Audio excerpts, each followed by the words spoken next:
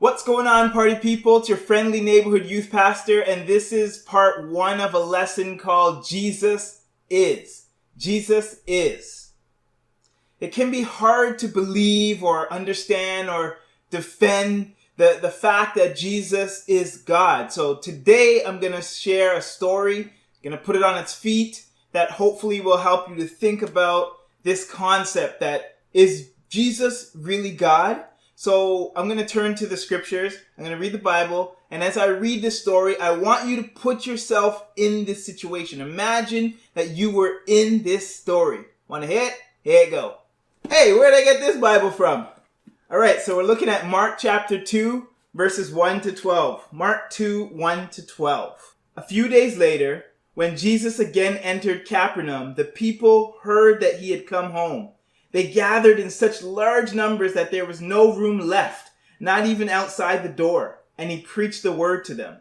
Some men came, bringing to him a paralyzed man, carried by 4 of them. Since they could not get him to Jesus because of the crowd, they made an opening in the roof above Jesus by digging through it and lowering the mat the man was lying on. When Jesus saw their faith, he said to the paralyzed man, "Son, your sins are forgiven." Now some of the teachers of the law were sitting there thinking to themselves, "Why does this fellow talk like that? He's blaspheming. Who can forgive sins but God alone?"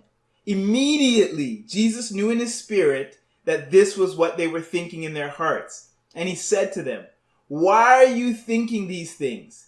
Which is easier, to say to this paralyzed man, 'Your sins are forgiven,' or to say, 'Get up, take your mat, and walk'? But I want you to know that the Son of Man has authority on earth to forgive sins." So he said to the man, "I tell you, get up, take your mat, and go home." He got up, took his mat, and walked out in full view of them all.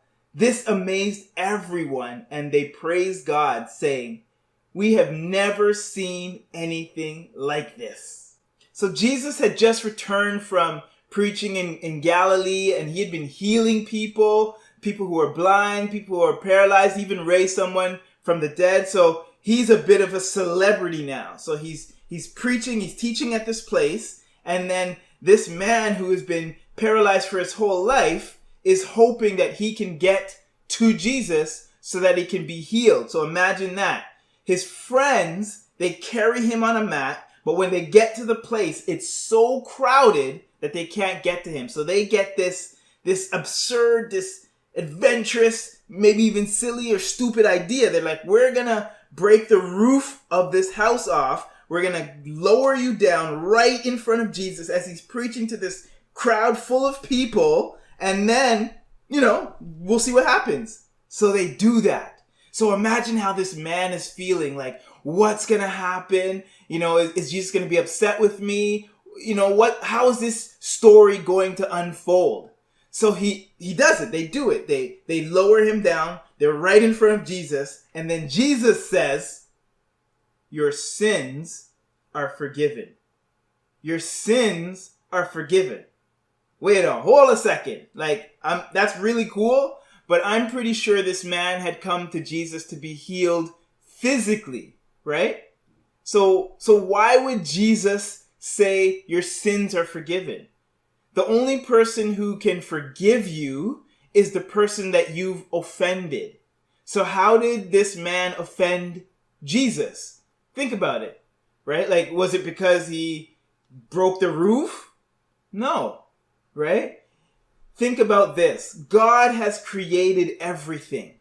So when you hurt yourself, when you hurt others, you're really sinning against the God who created it all.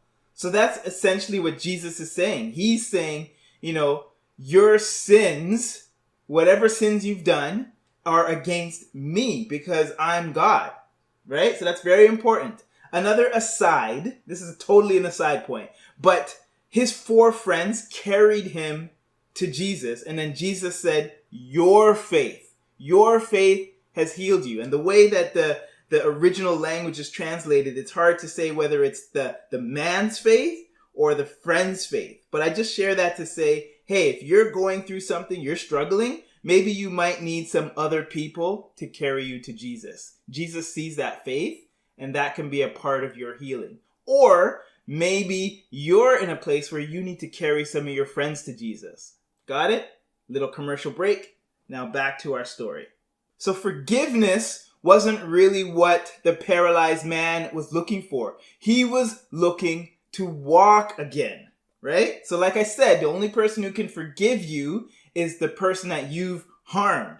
So at this point, Jesus says to the man, take up your mat and walk away, right? So not only did Jesus end up healing this man physically, he healed him spiritually, right? And the Pharisees, they caught on to what Jesus was saying, what he was implying. Jesus is saying that he is God. That's our main point for today. Jesus is God. So now I have a little exercise for you, and it's called if then. It's called if then. So we talked about it in the last video if you watched that, but think about these questions. If Jesus isn't God, then what? Because maybe you're saying, okay, I get this whole Jesus is God, but what does that mean for me? Why does this matter for me? I would like to suggest that it's the most important question, and it matters the most of any question that you could ask. So listen to these questions. If Jesus isn't God, then what would our faith be like? If Jesus isn't God, what would our faith be like? If Jesus isn't God, what would your life be like? If Jesus isn't God, what would your life be like? Think about that. Write it down. And now I want you to think about if Jesus is God. If Jesus is God, then what?